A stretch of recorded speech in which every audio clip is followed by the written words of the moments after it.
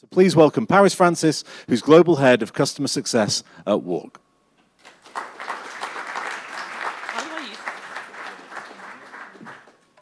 Can everyone hear me? Hi, so like Rick mentioned, my name is Parris Francis. I'm the Global Head of Customer Success at WARC. And for the next 15 minutes or so, I'm going to be telling you about the power of an influential idea. But before we kick in, let's have a look at what is WARC. So WARC is the global authority of marketing effectiveness. Everything we do, from digital commerce to media to strategy and creative, everything we do is based in what is proven to be effective in marketing. We fight for evidence-based insights. So one of our key frameworks, which we mentioned before, is the Creative Effectiveness Ladder. So this ladder tells us over 6 different steps, all the way from influential idea up to enduring icon. We have to, at the initial stage, an influential idea, overachieve on our campaign metrics.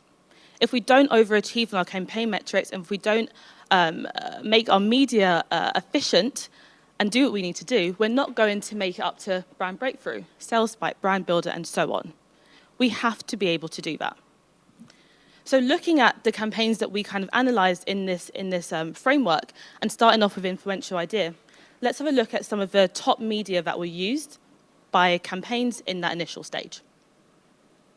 So I'm sure not to many people's, many people probably thought this, but some of the most common lead media used at that initial influential idea level are online video, TV, and social media. I'm not surprised. So we're going to have a look at 2 different campaigns this morning, which have not only achieved at that initial influential idea level, but have also made it through to different levels within that framework. And we're going to start off with one of my favorites, Sick Kids. Sick Kids, 1 million strong. So Sick Kids is a children's charity based in Canada, and they had the aim of building and maintaining a new children's hospital in Canada, a wonderful thing to aim for. They had a very successful 4-year run, and they were going into their 5th year of campaigning for donors. We're going to look at how they leveraged cognitive bias in order to find new donors, and how they were able to optimize donor, getting more people donating during the pandemic. So, driving donations during the pandemic, kind of cut off there, but it's okay. Driving donations during the pandemic. Like I mentioned, Sick Kids were in the 5th year of a 6-year campaigning time. They were aiming to raise over $1 billion to aid their children's hospital.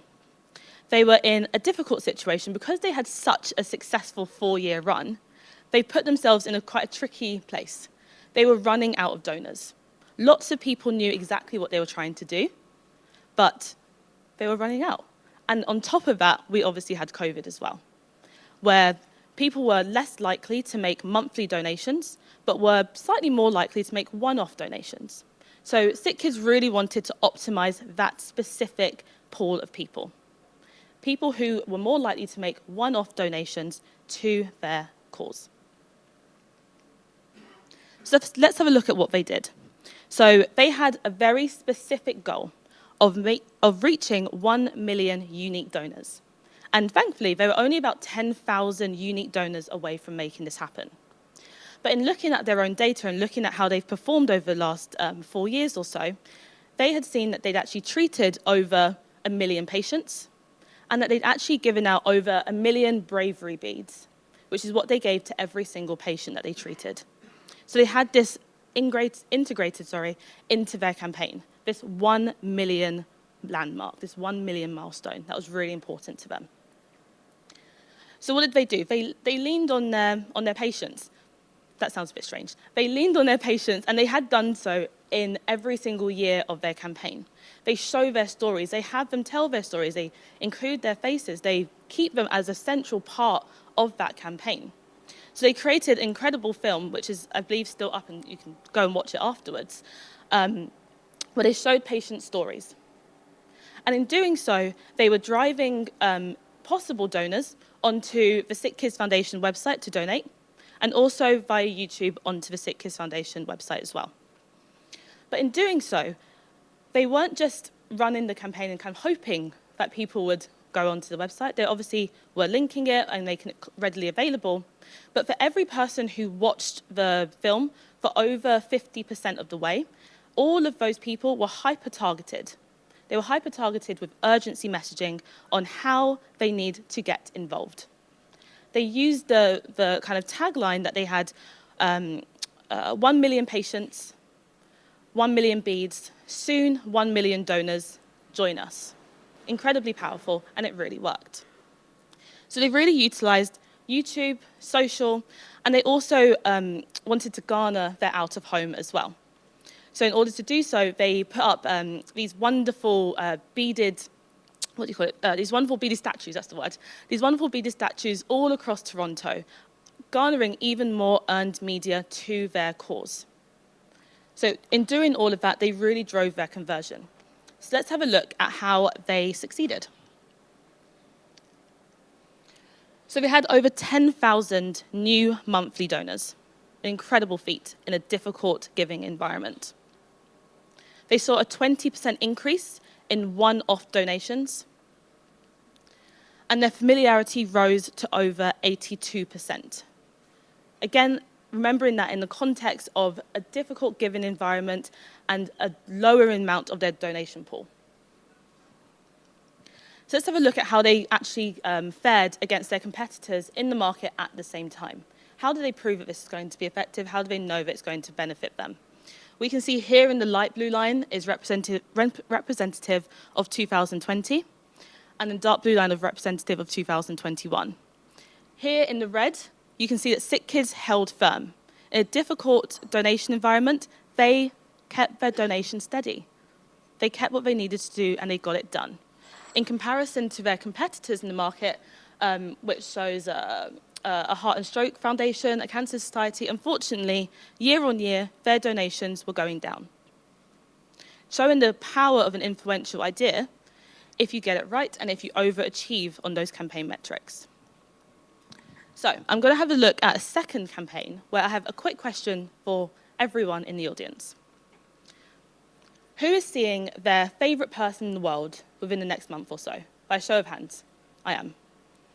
Oh, that's a good amount of people, that's good. I'm going to go sit in the park with my best friend and do nothing. And probably force her to play cards with me, which is what I do to everyone. But did you know that there's many studies that have shown recently that we are preferencing our relationships for online interactions? Instead of spending active time with the people that we love and care about the most, we are spending more time sending videos, sending voice notes. I know I'm definitely guilty of that, instead of taking the time to spend it with people I love.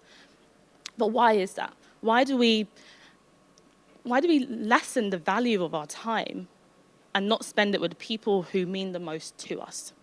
So we're going to have a look at a small liqueur brand in Spain who leveraged this insight and what they did with it. Apologies for any Spanish speakers in the audience who I may be butchering the name of this brand, but let's have a look at the story of Rujubia.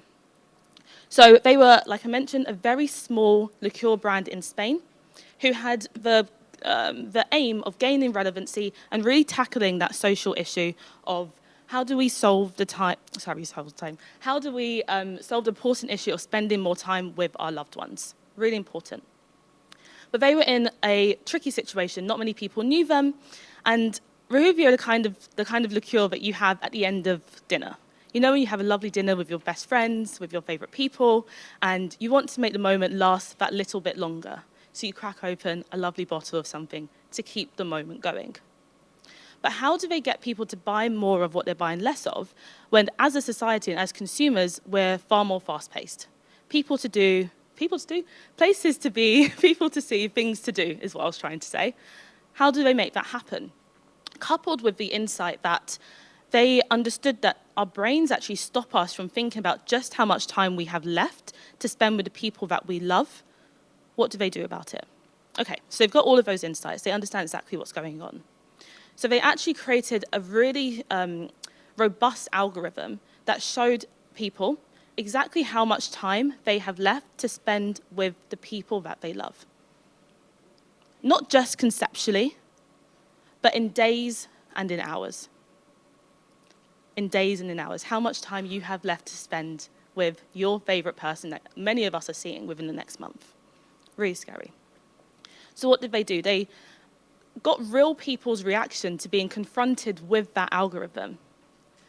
Of course, as I'm sure you can imagine, that created a really powerful emotive series of people's reactions to not spending much time with the people that they love.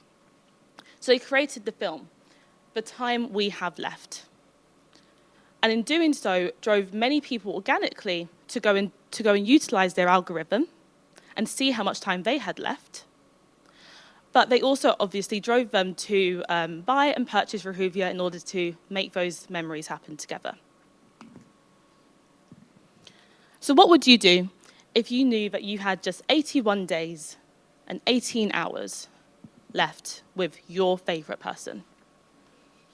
Which is what one of the films shows, and I really encourage you to watch it and to utilize the algorithm as well.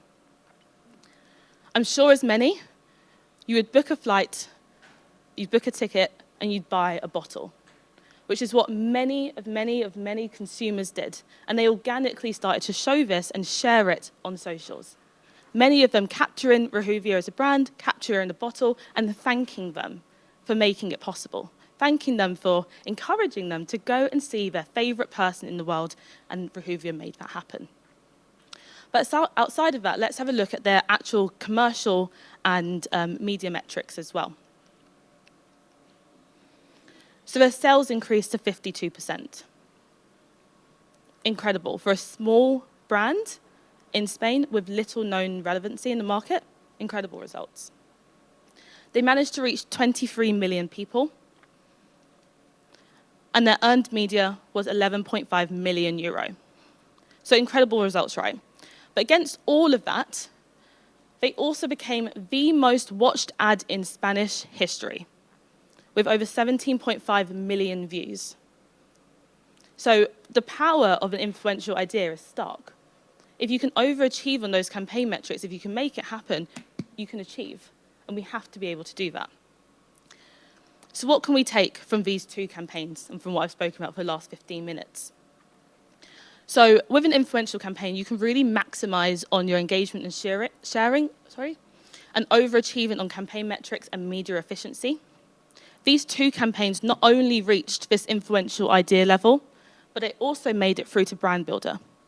Without making that impact at influential idea at the initial stage, there's no way that they would have made it through to brand builder. And you may be thinking to yourself, okay, what do I do? What do I track? What do I measure? What happens now? What we need to track in order to make an impact at that influential idea stage is your campaign recall, your social shares, your earned impressions, and your earned media value. Thank you very much.